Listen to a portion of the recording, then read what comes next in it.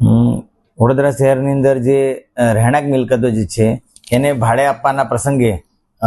જો એક જ ફેમિલી એનો યુઝ કરતો હોય તો તેવા સંજોગોમાં ભાડુઆત તરીકેનો વેરો આકારણી કરવામાં આવતો નથી, એટલે કે રહેણાંક તરીકે જ આકારવામાં આવે છે. પરંતુ આવી કોઈ પણ મિલકત ને જો પેઇંગ ગેસ્ટ તરીકે પીજી તરીકે ઉપયોગ કરવામાં આવતો હશે તેવા મિલકતોને કોમર્શિયલ ઉપયોગ ગણીને તેની કોમર્શિયલ ધોરણે આકારણી કરવાની ફરજ પડશે. આ માટે આવનારા સમયની અંદર દરેક વોર્ડ કક્ષાએથી આ પ્રકારની કામગીરી કરવા ત્યાંથી પરિપત્ર કરવામાં આવશે અને તેવી મિલકતોની કોમર્શિયલ ધોરણે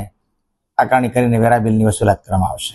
સર, કોઈ સર્વેની કામગીરી હાથ ધરવામાં આવી છે અથવા તો કોઈ કયા પ્રકારની સૂચના આપવામાં આ પ્રકારના રહેણાંક મિલકતોમાં જો કોમર્શિયલ એક્ટિવિટી થતી હશે, પીજી તરીકે ગણાતી હશે અને તો ઉપયોગ કરાતો હશે તો તેવા મિલકતોને હોસ્ટેલ તરીકે ગણીને આકારણી કરવાની નીતિ વડોદરા મહાનગરપાલિકા પ્રત્યેથી અમલમાં છે જ, પરંતુ ખાસ કરીને આને વધુ એક્સટેન્સિવલી કરી શકાય તે માટેથી એક અલગથી પરિપત્ર કરવામાં આવશે અને આવા મિલકતો આઈડેન્ટિફાઈ કરીને તેના કોમર્શિયલ ધોરણે આકારણી કરીને વેરા બિલ વજવણી કરવામાં આવશે. હાલ સુધીમાં કોર્પોરેશનની હેઠળ આવતી કેટલી કોઈ મિલકતો એવી ખરી છે પીજી હેઠળ રાખતા હોય ને જેમની પાસે આપણે વેરા વસૂલતા હોય?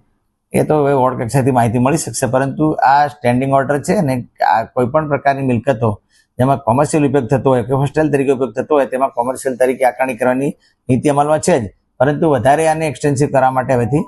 પરિપત્ર કરવામાં આવશે. ક્રાઇટેરિયા શું હોય છે કે જે પીજીમાં જે રાખતા હોય એનું ક્રાઇટેરિયા શું હોય છે, એ લોકોનું પ્રોસેસ શું હોતો હોય છે સપોઝ કરાવવું હોય?